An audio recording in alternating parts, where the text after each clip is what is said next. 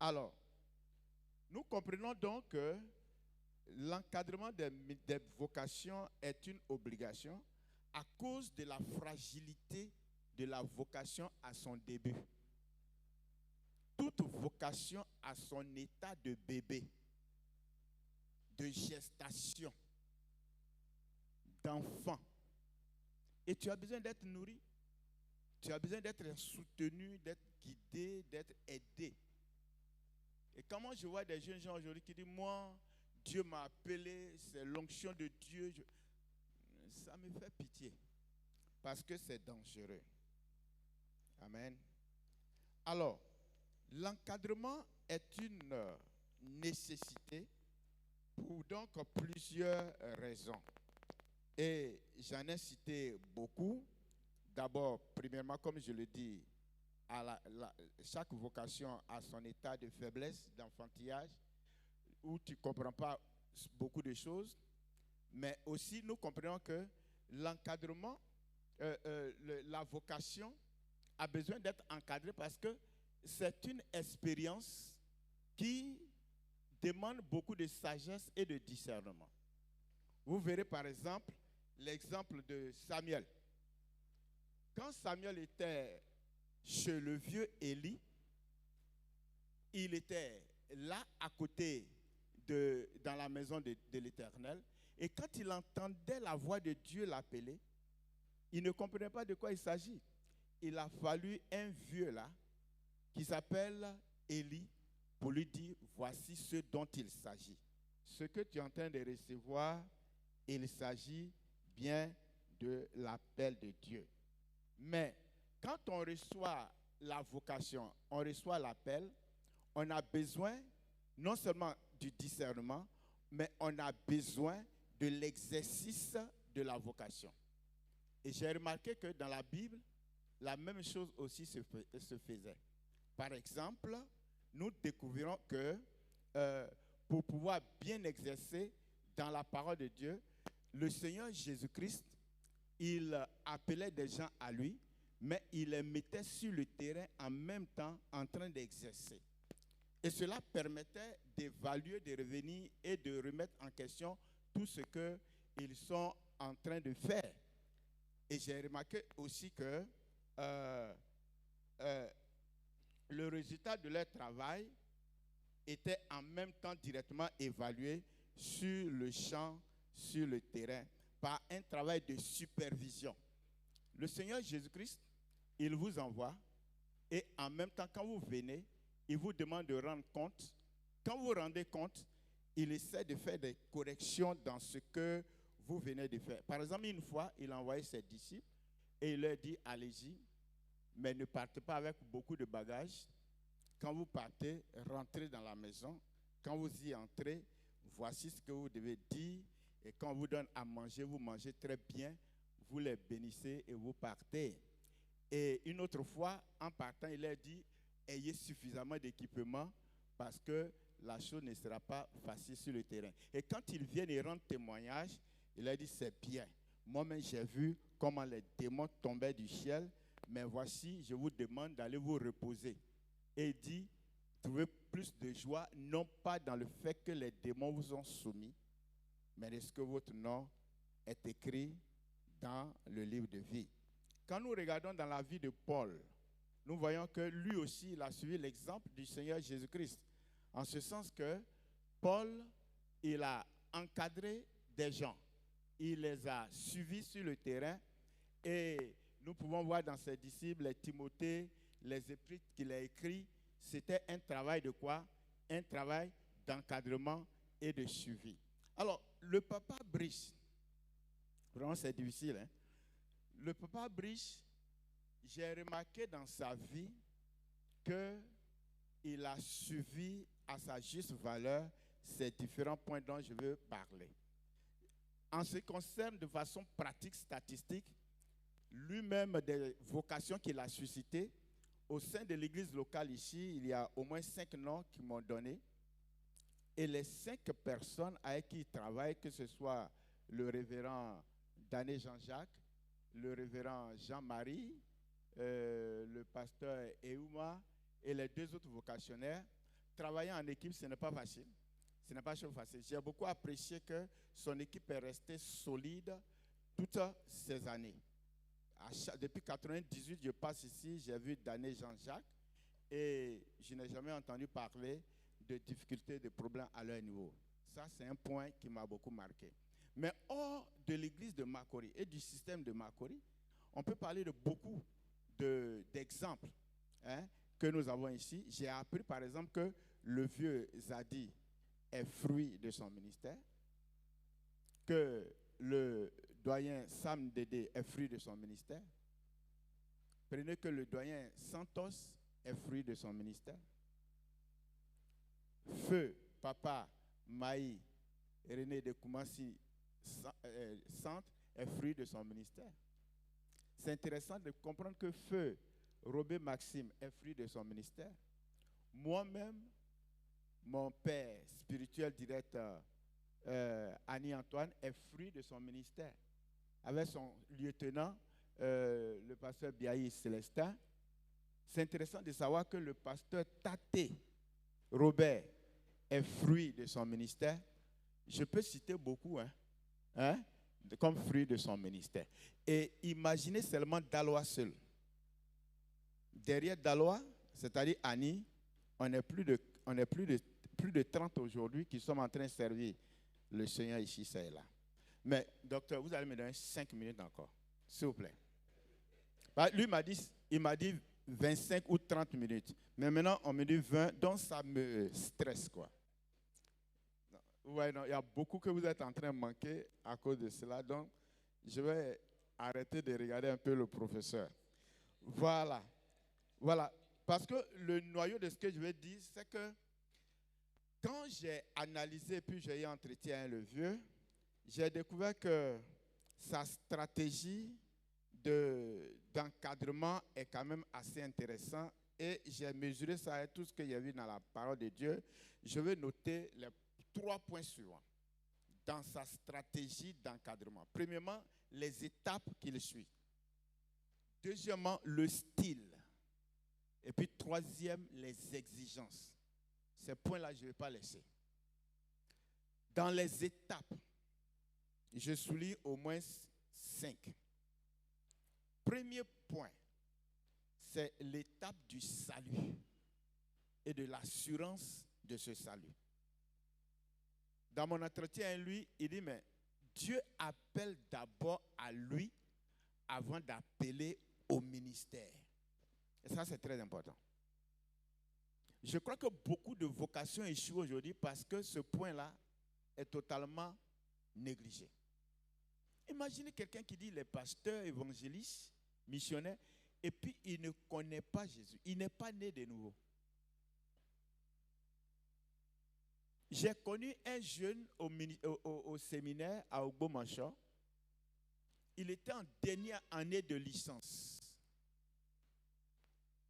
À 4 mois de la remise de diplôme, les gens ont découvert que c'était un musulman. Il n'est pas né de nouveau. Et Papa Brice exige que tu sois né de nouveau. Et que tu sois rassuré, sûr, certain de cette expérience de salut. Et donc, la première des choses qu'il fait, il vérifie d'abord, est-ce que tu connais Jésus-Christ? Est-ce que tu es né de nouveau? Est-ce que tu as rencontré Jésus-Christ d'abord avant de parler de servir Dieu?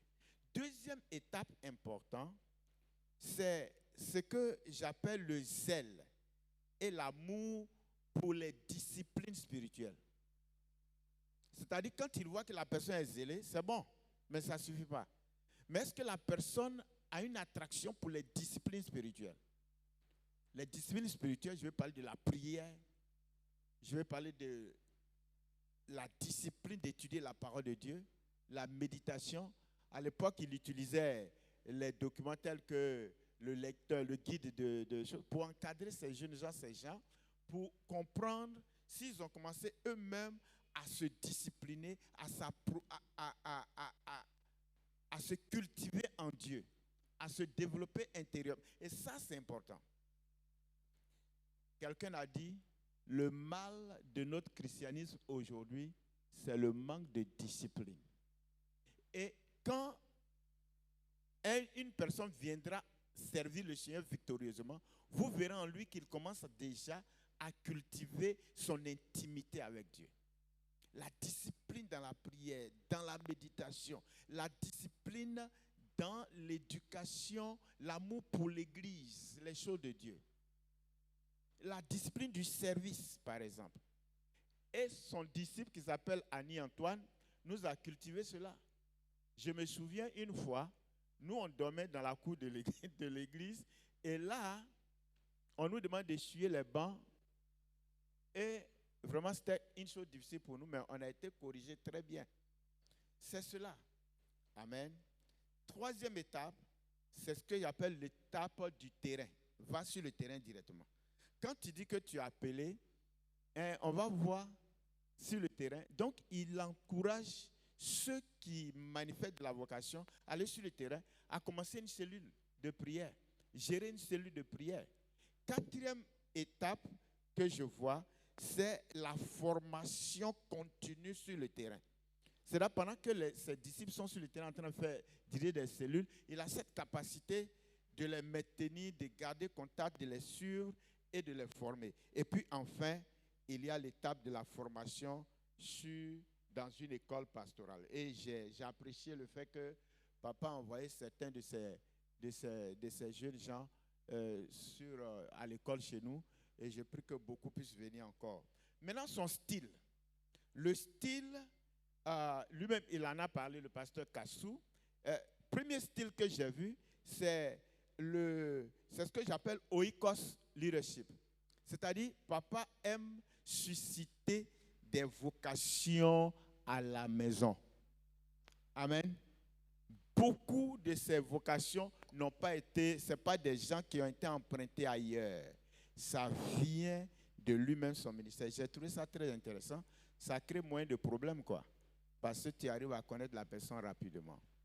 Deuxième que j'ai vu dans son style, c'est ce que j'appelle le tribo. Le mot tribo en grec veut dire frotter, chaleur, communion, être ensemble. Et c'est une stratégie très importante. Lui, voilà pourquoi il est ouvert. Voilà pourquoi il est accessible. Ce n'est pas pour rien. Ce n'est pas parce qu'il a une assiette plate dans laquelle tu peux faire du n'importe quoi. C'est pour te connaître. C'est pour être assuré de qui tu es. Et souvent, tu peux faire erreur. En pensant que oui, tu peux dire n'importe quoi, faire n'importe quoi. Mais c'est dans la chaleur de la communion que l'œuf devient le poussin. Et ça, c'est clair.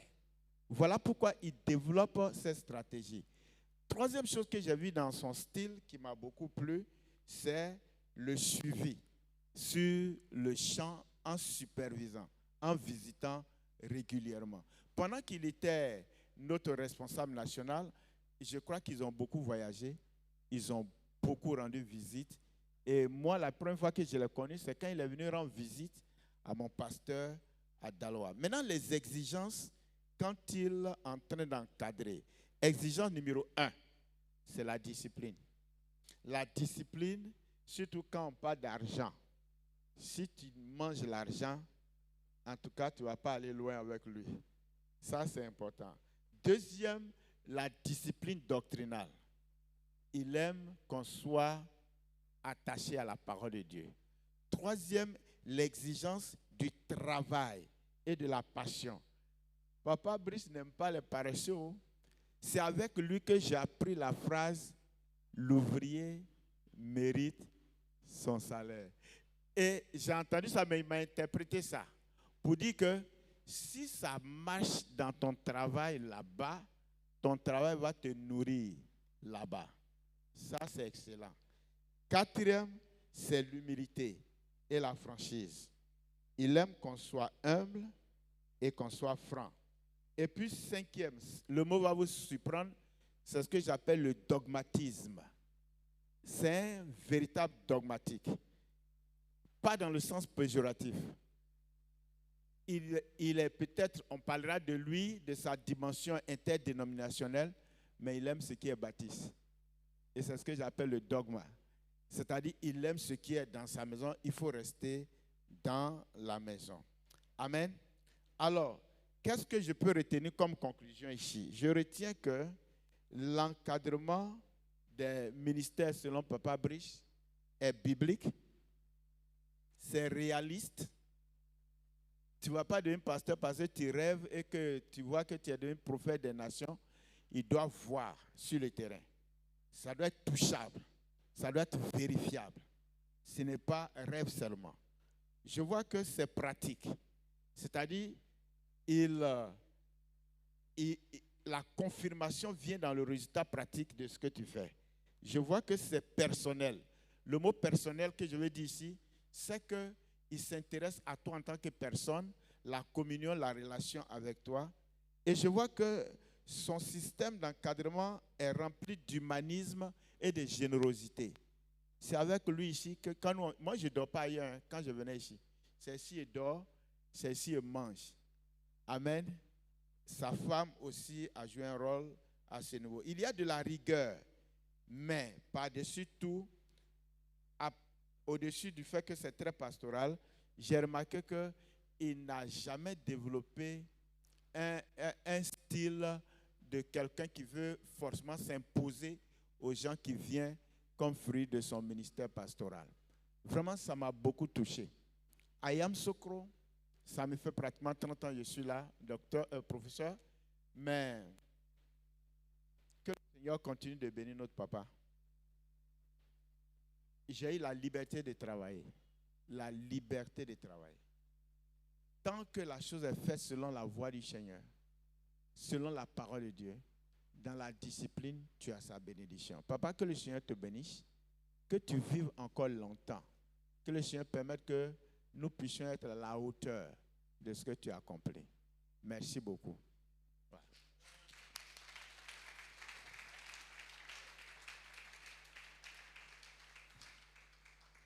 Merci, merci, merci à Papa Ebele pour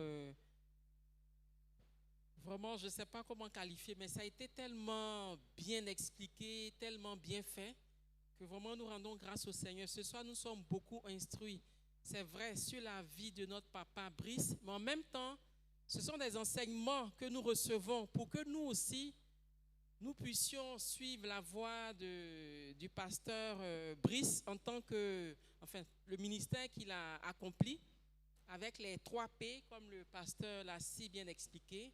Et ici, l'encadreur des vocationnaires, celui-là qui va presque verrouiller les vocationnaires, ses enfants, de manière à ce qu'ils puissent rester dans la droite ligne de la parole de Dieu, dans la droite ligne vraiment du service.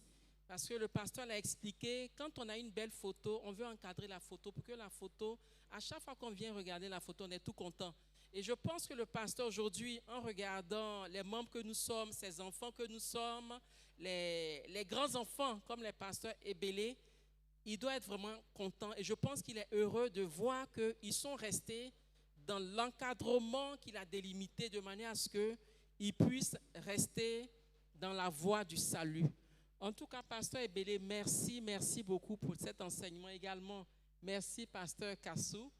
Et donc, j'ai fait exprès de faire ce petit résumé pour vous amener à réfléchir aux différentes questions, aux différentes préoccupations, parce que je suis sûr que quand je vais donner la parole, les questions vont fuser de partout. Alors, sans plus tarder, je ne sais pas qui tient le micro pour les questions. Je voudrais donner l'occasion à ceux qui veulent des éclairages, des éléments, enfin, quelconques, puissent lever la main.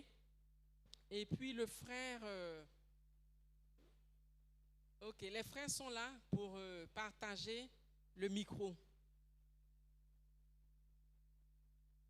Voilà, s'il y a des contributions également, mais je limite les contributions pour ne pas qu'on puisse encore s'étaler. Et pendant que vous réfléchissez, je voudrais vraiment vous rassurer que tout ce que les pasteurs ont dit, c'est vraiment le résumé de ce qu'ils ont transcrit, parce qu'ils ont écrit, ils ont rédigé des pages et des pages d'éléments concernant la vie du pasteur Brice. Et avec le diacre Auguste, tout est en train d'être compilé de manière à ce que pour ceux qui veulent en savoir davantage, qu'ils aient l'occasion de pouvoir récupérer le récit et puis continuer à s'instruire. Parce que le pasteur l'a dit, il faut qu'on continue à se former. Donc, on parle de formation continue. On ne va pas se limiter cette soirée à ce que nous avons entendu, mais au-delà, il faut que nous puissions continuer à nous instruire. Et les éléments sont là pour qu'on puisse davantage s'instruire. Alors, je ne sais pas s'il y a quelqu'un qui veut poser une question ou une contribution à apporter. Vous avez la parole. Généralement, on a du mal à démarrer et après, on ne veut plus se séparer. Oui, le pasteur a dit à boire devant.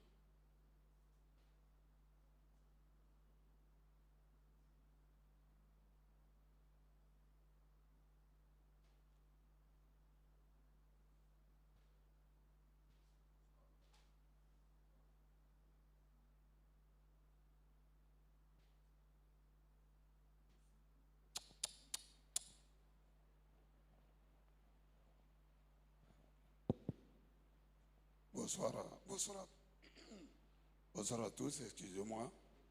Je voulais ce soir dire merci au docteur Ebele et puis au pasteur Kassou, vraiment. On a été très édifiés et puis très éclairés à beaucoup de choses qui ont été dites. C'est vrai que nous sommes auprès de notre papa, mais il y a beaucoup de choses. Et c'est tout ce qui a été dit, je pense que c'est une vérité. Parce que nous qui sommes auprès de lui, il y a beaucoup de choses que nous voyons. Mais je voulais poser une question au docteur Ebele. Il a parlé de la vocation qui demande beaucoup de sagesse et de discernement. Je voulais qu'il soit encore plus clair en nous instruisant sur ce sujet et quels conseils il peut nous donner concernant l'appel, parce que nous qui sommes aussi des pasteurs, nous sommes aussi à appeler, nous avons aussi des vocationnaires qui sont au milieu de nous et qu'est-ce qu'il faut la désirer, mais qu'est-ce qu'il entend par vocation de sagesse et de discernement. Et aujourd'hui, nous avons beaucoup de défis. Et lui, il est comme un doyen aussi. Je voulais qu'il puisse nous éclairer là-dessus et puis nous apporter des conseils dans ce sens. Merci. Pasteur, une deuxième question avant de... Comme ça, vous allez répondre à tout en même temps. Moi, je voudrais savoir... Ah, il y a une... OK. Donc, on va prendre 3 questions et après... Voilà, ma question, c'est le pasteur Brice en tant qu'encadreur des vocations. Je m'attendais à ce que le docteur Ebele puisse en parler, mais peut-être que comme le pasteur lui-même il est là, je sais qu'il y a un de nos pasteurs qui fait aujourd'hui la fierté de nos églises, le pasteur Diato, et je sais qu'il venait de l'église du Nord-Est, et il était prêt pour aller aux États-Unis faire, mais je crois que le pasteur a beaucoup agi pour qu'il puisse accepter de servir. Bon, comme on a parlé de suscite et puis l'encadre, j'attendais un peu ça. Peut-être que si le docteur Ebele ou bien le pasteur lui-même qui est là, puisse dire afin que ça puisse édifier aussi tout le monde. Donc c'est un peu ça. Merci, pasteur. Donc là, OK. Oui, pasteur.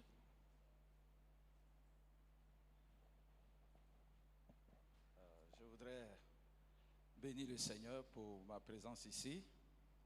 Bénir le Seigneur pour le docteur Ebele et le pasteur Kassou pour ces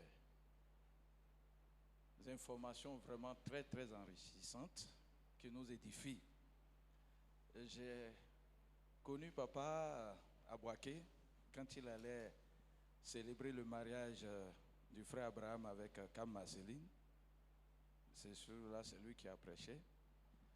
Et j'ai été émerveillé par son intervention. Une autre chose qui m'impressionne sur lui, il est toujours souriant. Alors même s'il est fâché contre toi, il va te sourire, d'abord t'attirer auprès de lui et puis après il va te parler bien, et puis il t'instruit. Alors ma question est la suivante. Je voudrais quand même que nos deux intervenants nous parlent un peu de l'impact de la vie des mamans dans le ministère de notre papa, parce que je sais que vous savez qu'elle a beaucoup apporté dans ce ministère tout au long de ses 50 ans. Ma maman chérie que j'aime beaucoup, je voudrais qu'on dise quelque chose sur vraiment son ministère auprès de papa. Merci. Merci, pasteur. Donc, pasteur Ebele, vous allez commencer. Et oui, en fait, la question que je voudrais poser, c'était de savoir qu'est-ce qui a pu bien échapper au pasteur qui devait sélectionner les entrants à l'école pastorale pour que, à 4 jours de la remise du diplôme, on se rend compte à ce moment-là que l'un des nôtres n'était pas des nôtres en fait.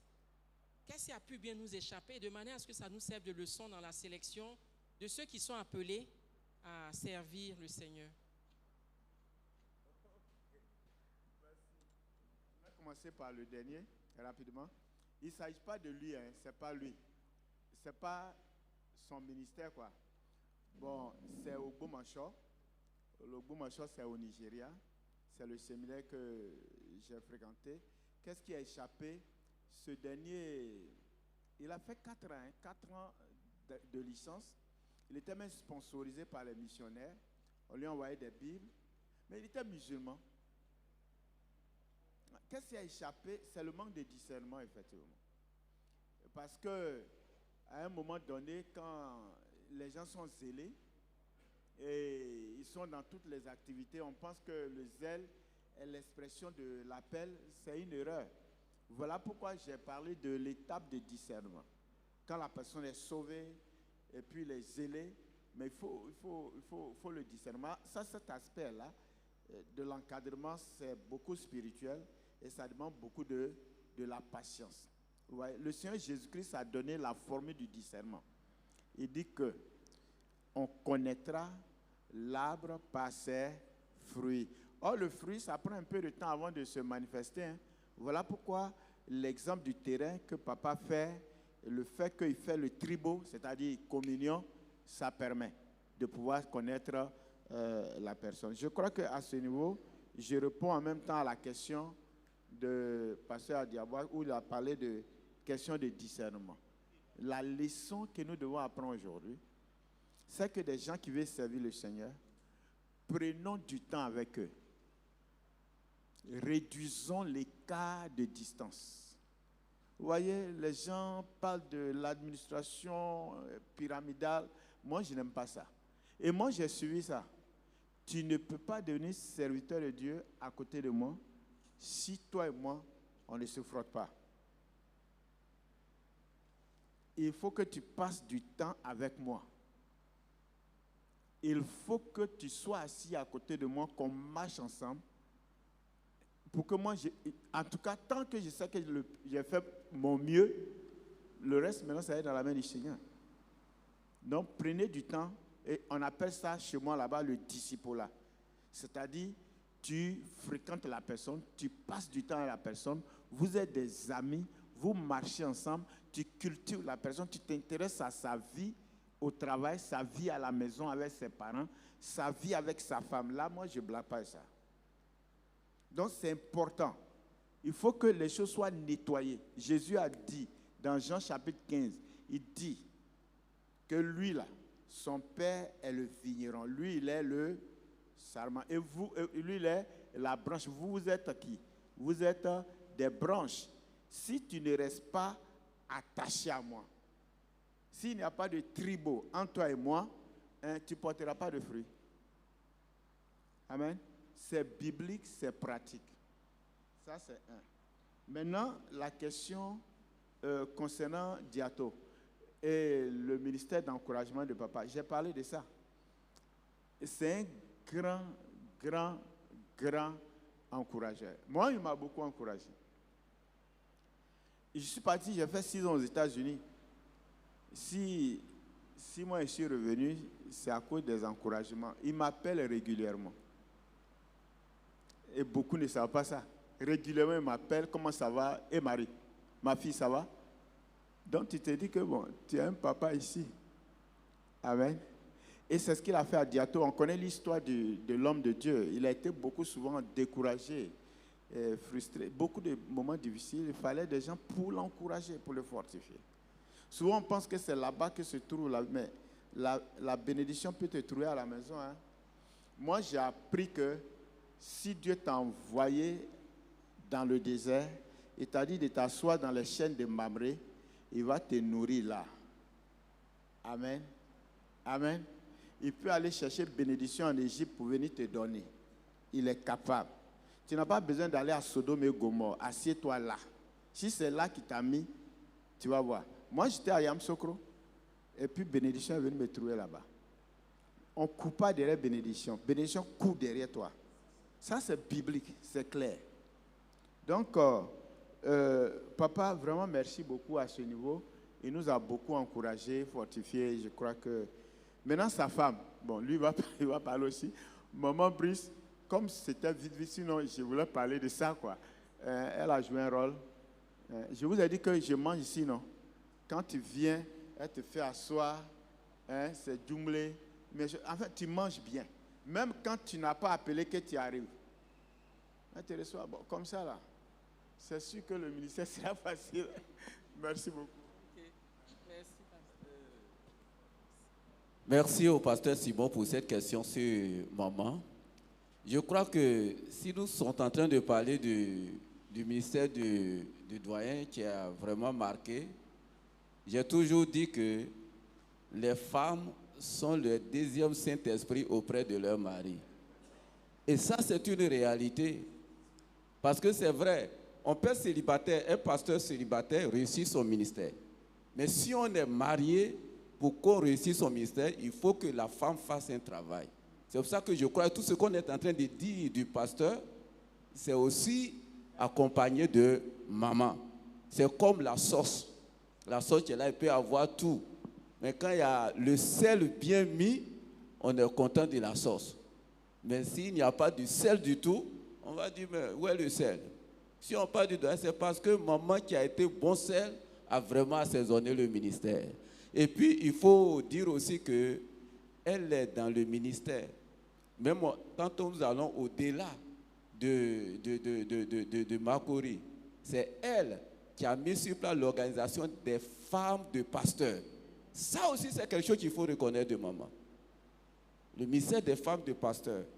Et c'est elle qui a eu l'idée, dans l'objectif de mettre ça sur place, pour aider aussi les mamans à travailler, à soutenir l'œuvre de Dieu. Donc, il faut reconnaître ça. Mais comme on devrait parler du pasteur, peut-être on a parlé directement de maman sans le dire. Merci. Merci, pasteur. Merci. Il y a le pasteur Brice qui veut intervenir.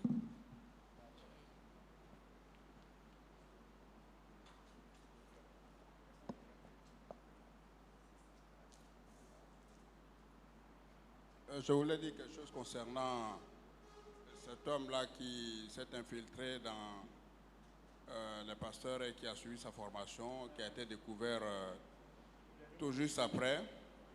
Je crois que ce sont des choses qui sont arrivées à plusieurs reprises dans nos églises. Parce que quand les missionnaires étaient venus, ils avaient le désir d'évangéliser. Et quand les églises ont commencé à se mettre en place, ils avaient besoin des leaders qui vont les remplacer.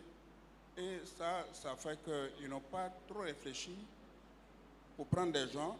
Et au début, ils prenaient des gens qui venaient comme ça, qui leur racontaient qu'ils étaient convertis, qui étaient chauds, qui les suivaient, tout simplement parce qu'ils leur donnent un peu d'argent. Et ces gens-là, on les appelle, ils disent qu'ils ont des vocations, et malheureusement, à la fin, on se rend compte que ce n'est pas ça. Je me souviens une fois, le pasteur Darnel, il faisait l'évangélisation dans les environs d'Abidjan. Et il était avec un groupe de personnes qu'il allait baptiser. Alors il m'a dit, oui, voilà, ils sont baptisés. Et puis je vois dans les doigts de ces jambes-là, les bagues noires, tout ça. Je dis, mais comment? Pasteur, ces gens-là, ils sont vraiment convertis. Il dit, oui, oui. Mais au fur et à mesure, on voit que ce sont des gens qui ne sont pas vraiment convertis, mais qu'on a baptisés. Et on a eu des pasteurs qui sont de ce genre de pasteurs-là qui sont arrivés, qui étaient même nos dévanciers. Même par la suite, on a vu que ce n'était pas vraiment ça et qui ont été disqualifiés après. Okay. Merci, pasteur. Merci. Alors, nous avons encore 5 minutes pour d'éventuelles questions.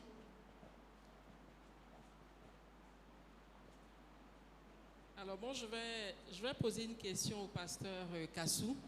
Tout à l'heure, le pasteur Kassou nous a présenté les 3 P, parmi lesquels paître le troupeau de Dieu, en montrant l'exemple de notre papa Brice. Alors, je voudrais savoir, pasteur Kassou, qu'est-ce que papa Brice avait comme bâton, élément pour les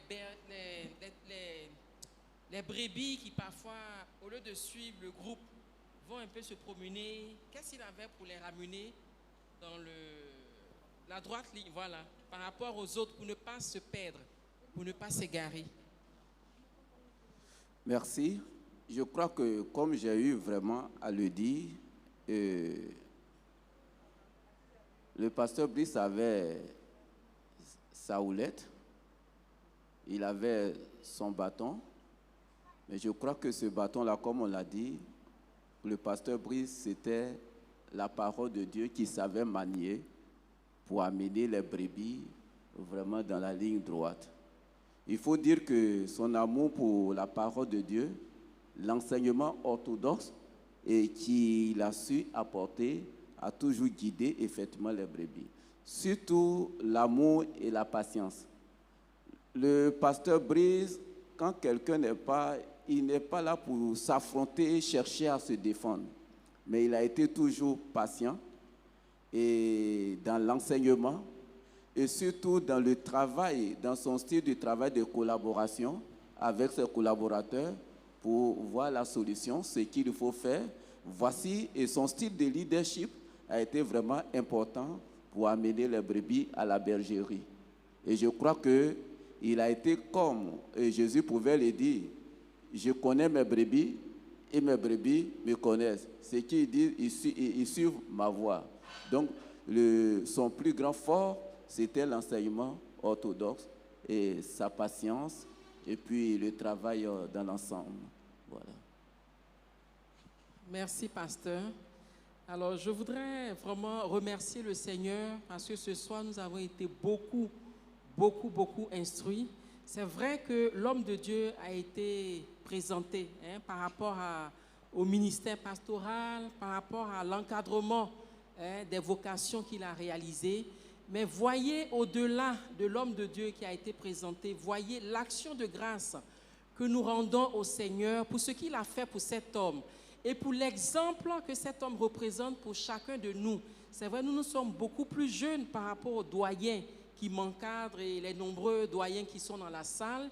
Et franchement, nous rendons grâce au Seigneur pour cet homme qui nous a donné.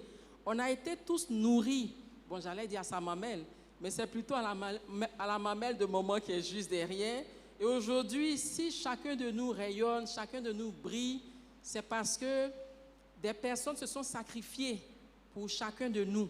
Et je pense qu'aujourd'hui, par rapport à tout ce que nous avons appris du pasteur Brice, en tant que le visionnaire, le monsieur rempli d'humilité, de patience, de sincérité, pour conduire le ministère que le Seigneur lui a donné, et également l'encadreur des vocations qui a su, au travers de plusieurs étapes, vraiment encadrer des pasteurs, encadrer des vocationnaires et surtout les maintenir dans la voie du Seigneur, les maintenir pour qu'eux aussi puissent maintenir le peuple que le Seigneur leur a confié.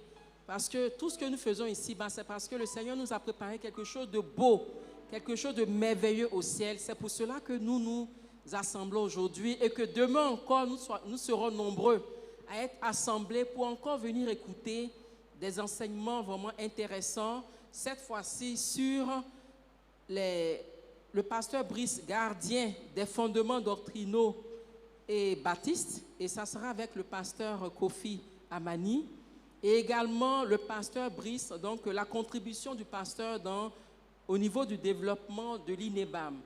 Donc vraiment, demain, soyons nombreux à venir écouter ces enseignements. Et je pense que le Seigneur a réservé de bonnes choses pour nous. Et ne soyons pas ailleurs. Notre place est ici réservée pour que le Seigneur nous remplisse davantage. Juste une petite image avant de terminer. Alors, une fois, j'ai reçu une image d'un de mes étudiants qui a montré donc plusieurs personnes avec différents niveaux. Donc, l'un qui est arrêté et chacun devait surmonter un obstacle et voir beaucoup plus loin. Et celui qui avait des livres emmagasinés, et donc il devait se mettre sur les livres. Et quand il se met sur les livres, plusieurs livres, il avait une vision beaucoup plus prolongée. Mais celui qui avait moins de livres, de documents, pouvait voir, mais c'était un peu limité. Et celui qui n'avait rien du tout, il pouvait même pas voir au-delà du mur, hein, qui les empêchait de voir plus loin. Juste pour dire que les pasteurs l'ont dit, pour aller plus loin, il faut s'instruire. Celui qui ne s'instruit pas, malheureusement, il sera conduit par les autres. Donc vraiment, si nous voulons être des leaders comme le pasteur, qui a su emmagasiner pour nous aider à apprendre un peu de ce qu'il a emmagasiné, franchement, il faut que nous puissions accepter de venir nous instruire. Et pour s'instruire dans la parole de Dieu, pour s'instruire dans tout ce qui est fondement biblique, ce n'est pas un autre endroit que l'Assemblée des Saints. Donc je vous encourage et je vous invite demain à être nombreux parce que le pasteur Kofi Amani et le pasteur Bessou auront beaucoup de choses à nous enseigner. Aujourd'hui, on a reçu un peu, mais demain, venons encore compléter notre connaissance de manière à ce qu'aujourd'hui, on peut voir un certain niveau. Mais demain, on ira un peu plus loin, on aura une meilleure vision. Et donc, je voudrais ainsi terminer en laissant la parole au pasteur Kassou et le pasteur Ebele pour nous dire juste un mot de fin. Pasteur Kassou. Mon mot de fin est de rendre grâce à Dieu pour la vie de notre doyen, le pasteur Brice, parce qu'il nous donne un enseignement de par sa vie. Le ministère pastoral n'est pas facile, mais quand on sait marcher, comme le Seigneur nous apprend, on finit par réussir. Je crois qu'il est un exemple d'humilité, un exemple d'amour, un exemple vraiment de savoir bien travailler. Alors, je voudrais nous encourager, surtout nous, pasteurs qui sommes là, et qu'on sache pratiquer les 3 P, comme le pasteur Brice a su les pratiquer. Et à chacun des fidèles ici, qu'on puisse glorifier Dieu pour la vie du serviteur de Dieu. Et chers membres de Makori, vous n'avez pas tort, vous avez raison d'honorer un tel pasteur. Que le Seigneur nous bénisse. Amen. Merci, pasteur. Pasteur Ebele. Voilà, je veux dire merci à notre papa pour les 50 ans de fidélité, votre vie remplie d'enseignement, et surtout dans le domaine d'encadrement des serviteurs de Dieu. Nous sommes très reconnaissants au Seigneur pour votre vie, votre ministère. Et je crois que pour nous qui sommes des jeunes pasteurs, sa vie est un enseignement pour nous. Apprendre à susciter des vocations, les nourrir, les encadrer jusqu'à ce qu'ils réussissent, et puis même faire 50 ans, c'est un défi, mais Dieu peut nous aider à le faire.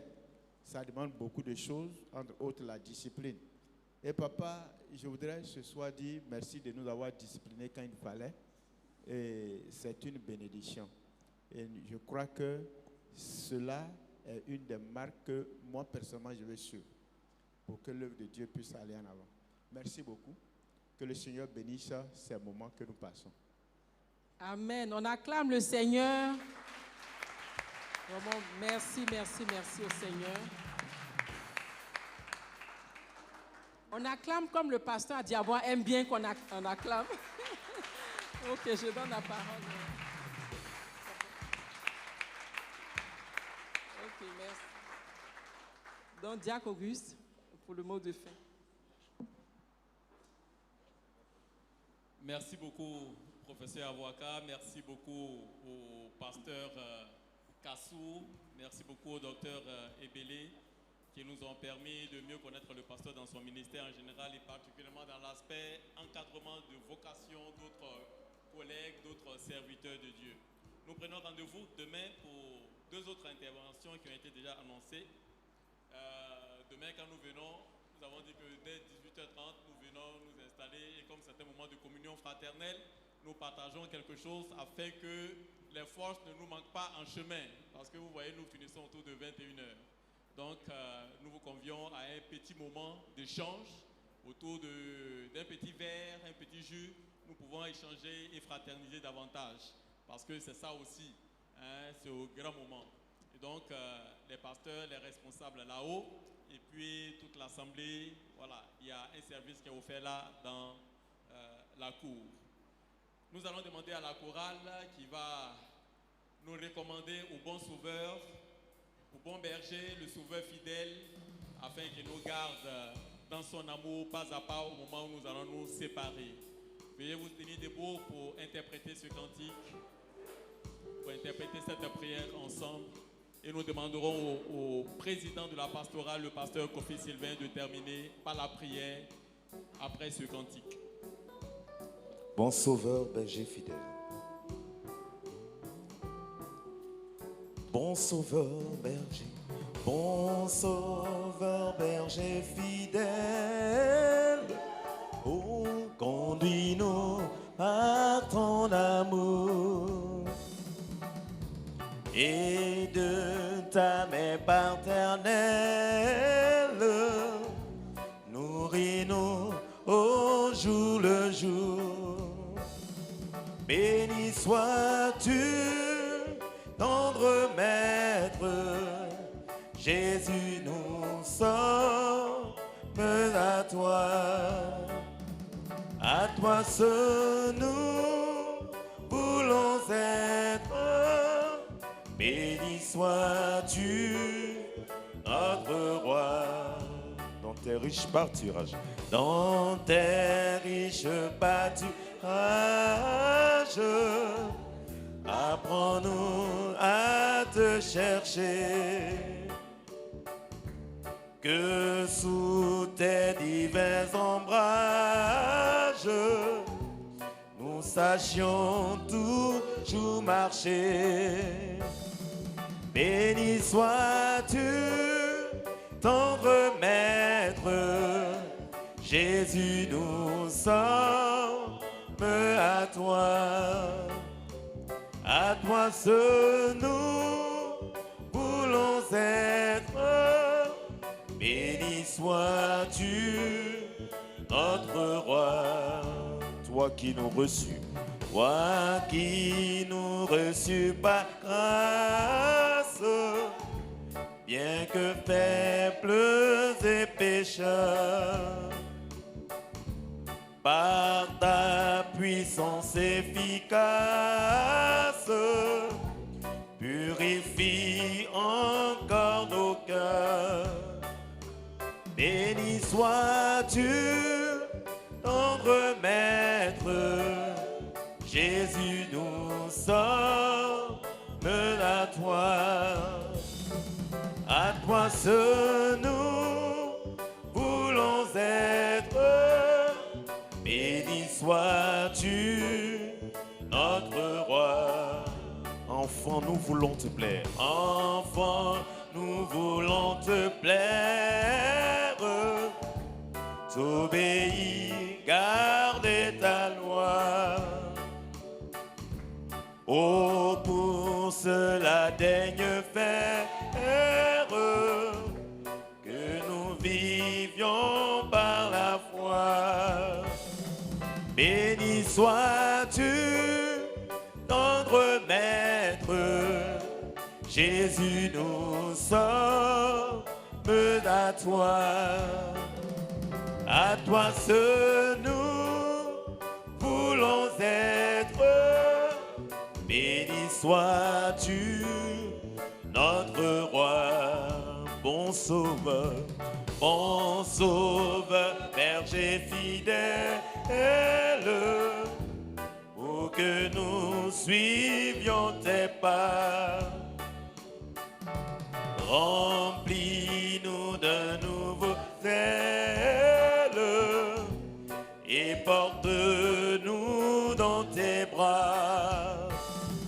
Béni sois-tu, tendre maître, Jésus, nous sommes à toi. À toi seul nous voulons être. Béni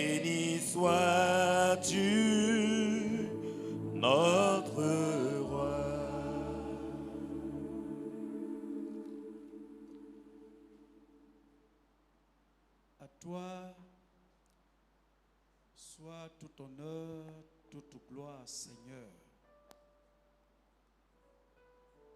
Nous voulons encore reconnaître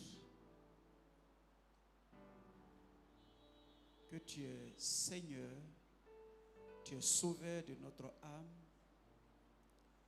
Merci pour la vie de ton serviteur que tu as investi,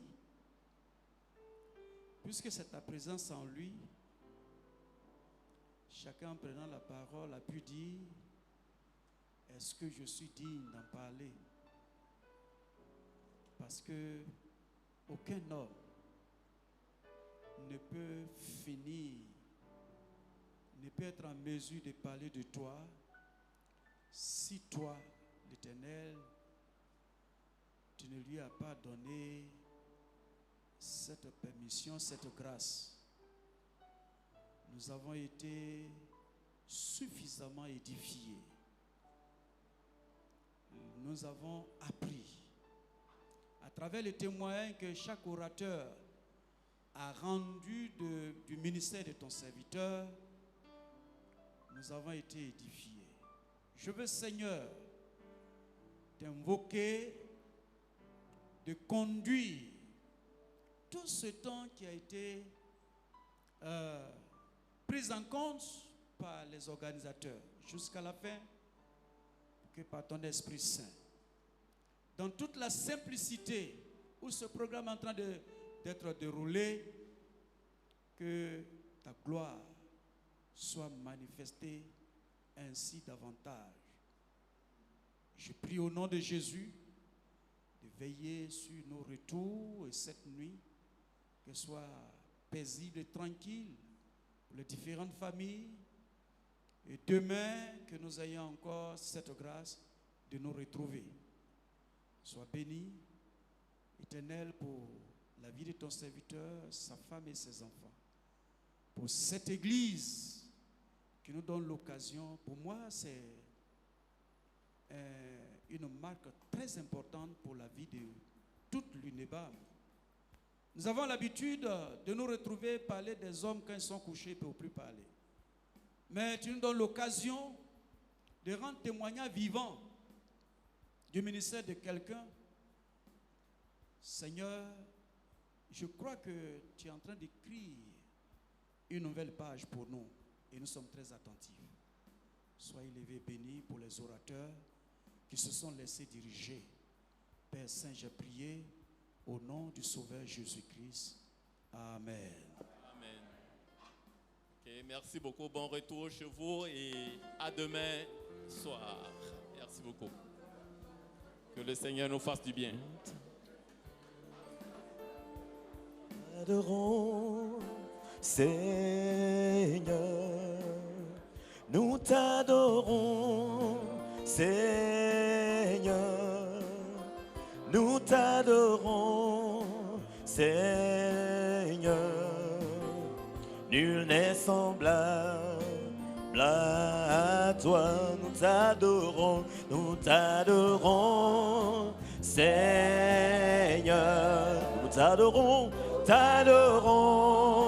Seigneur.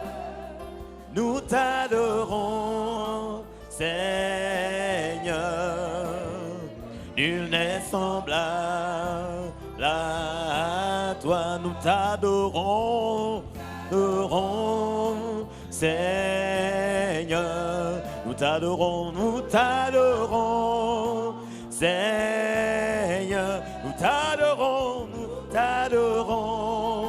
Seigneur.